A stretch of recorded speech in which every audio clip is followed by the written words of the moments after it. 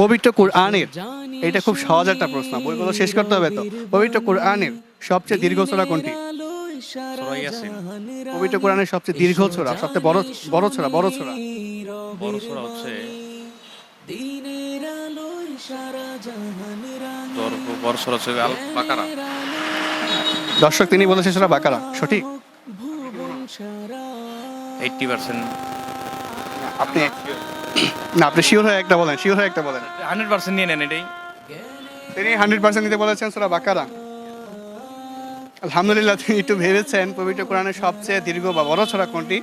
পবিত্র কোরআনের সবচেয়ে বড় এবং দীর্ঘ সূরা হচ্ছে সূরাতুল বাকারা, যেটা কোরআন শরীফের দ্বিতীয় সূরা আর কি, এখন যে ধরা হয় আর কি, ফাতিহার পর দ্বিতীয়টা।